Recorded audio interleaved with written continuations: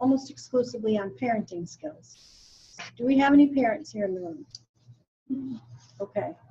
Anybody get an owner's manual when you brought that baby home? I do not understand it. We have an owner's manual for our blenders, for goodness sake. But children don't come with owner's manuals, so that's where we try to step in and help parents navigate the difficult world of being a parent. Toughest job you'll ever love, they say, right? I myself have 2 children, and I'm going to tell you a story about another United Way funded agency that's a personal story here in a minute. The Children's Consortium has been in existence. This is our 44th year. So we are quite happy to have been here in Central New York helping parents learn how to take better care of their kids, how to promote literacy, early literacy especially is very important for kids, and just how to be better people so we have better young people coming up to work at SOS with the rest of the 500 people here. By the way, I have my own little memento of SOS down here on my ankle. Thank you very much, everybody.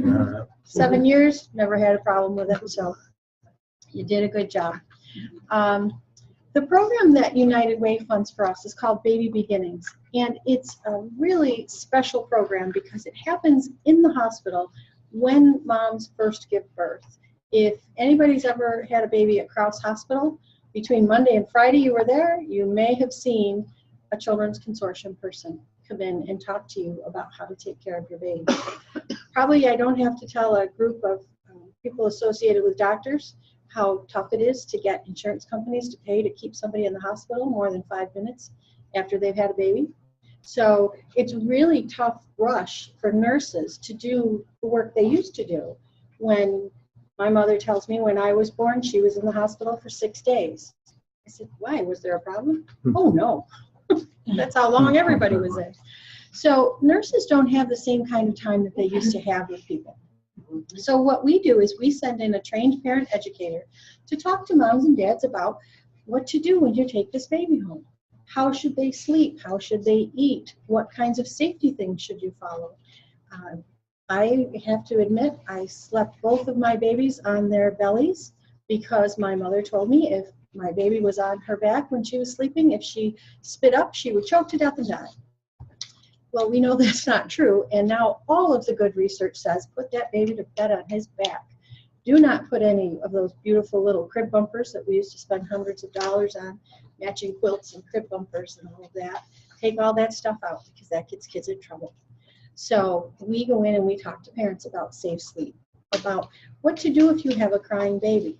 A baby who is fed and dry and secure in a safe spot can be left alone for 5 minutes if you've had a problem. If you're getting overwhelmed with that baby, it's okay. Put that baby down. And we talk to moms who are overwhelmed.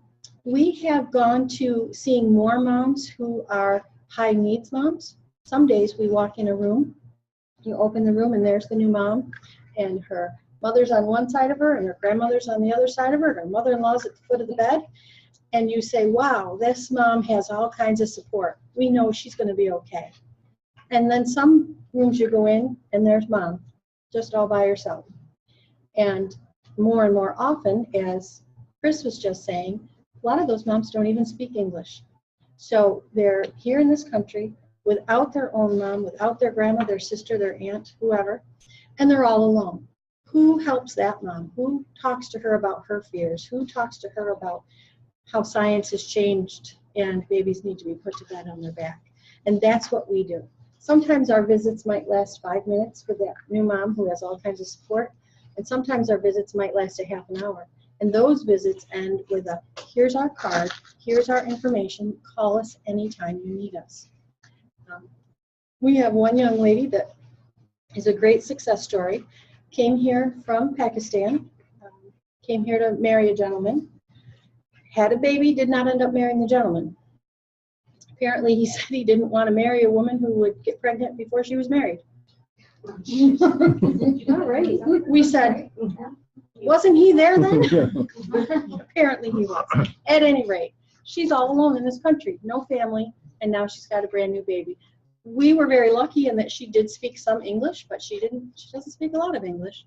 So we talked to her and we helped her, and she said, I'm so scared to take this baby home. She said, but I don't want to put it up for adoption. I said, well then, let's see what we can do. What services are you hooked up with? Nobody. Do you have healthy families? A nurse coming to your house? No. Do you have early Head Start? Somebody to come and help you learn how to get things going with this baby? No. So we set her up with all of these services. She ended up coming back to us and working with our early Head Start educator. So we've had this woman now for the last 3 years. Her baby will age out of early Head Start into Head Start. And we have supported her all along that time because she was here all alone with nobody. And she, in January, will start at our local Head Start school up on Sumner Ave as a parent aide in the room.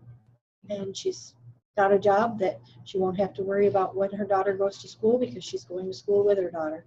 So all of that kind of just fell into place.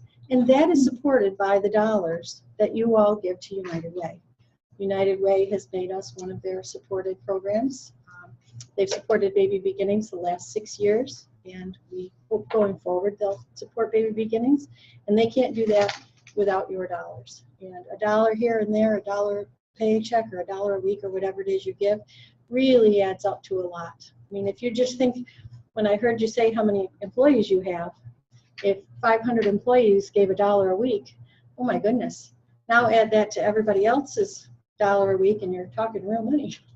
So we really appreciate everything you do. The other thing you can rest assured is your dollars are not just gone in the stratosphere and nobody's paying attention to them. Nobody's better than United Way. Trust me, I know. I have to write the dumb reports. Don't listen, Ellen, and don't tell Frank. Have to write the dumb reports, have to send them the dumb financials, and because they look and they say, hey, Kath, you said you were going to serve X number of people. How many people have you served? I say, how do you prove that? Here's how I prove it.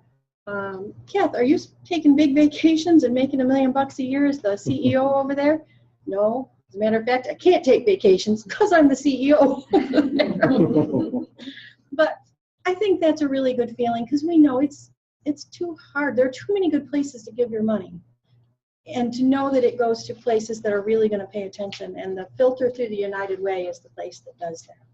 So thank you very much for filtering your dollars through United Way to organizations like mine. And now one quick story, because that's my pitch so that I can keep getting paid. Here's my pitch as a mama who uses services. I'm not unemployed. I'm not undereducated. I do not live in poverty. So a lot of times you would think, how can United Way be helping you then? I have a disabled son. He was one of those babies, they didn't even send the owner's manual, and he wasn't like any other baby either. So I brought this baby home, and for 20 years we thought we'll do our best with him. So he's having trouble getting a job.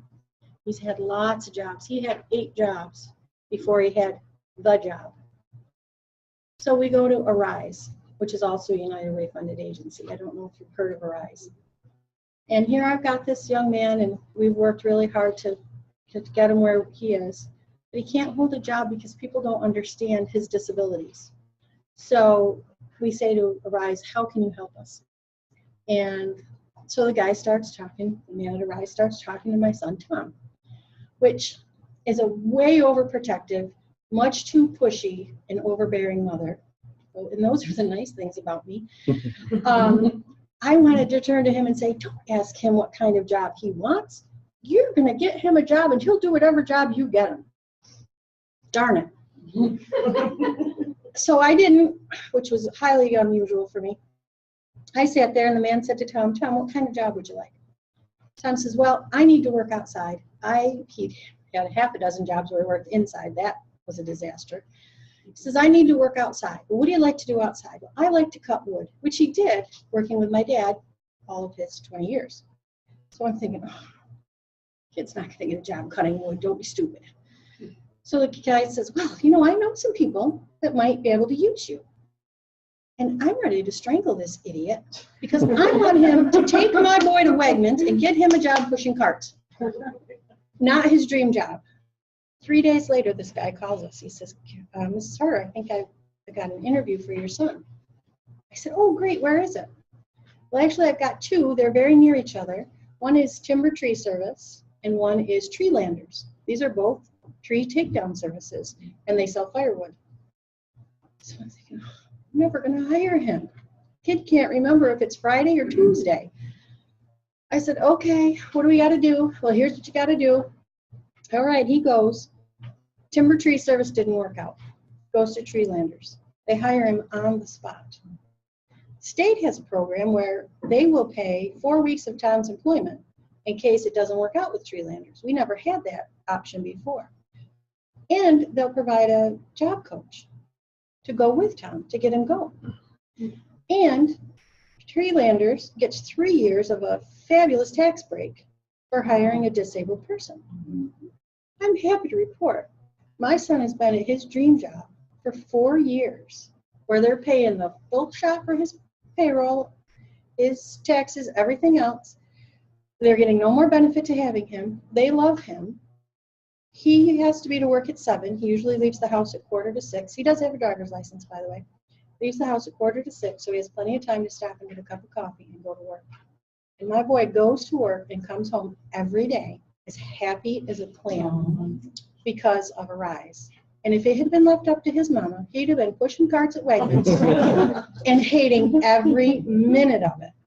So thank you so much for giving to United Way and supporting programs that pay my salary and supporting programs that make me want to cry a little bit as a mama. So Very good. Thank you. thank you very much.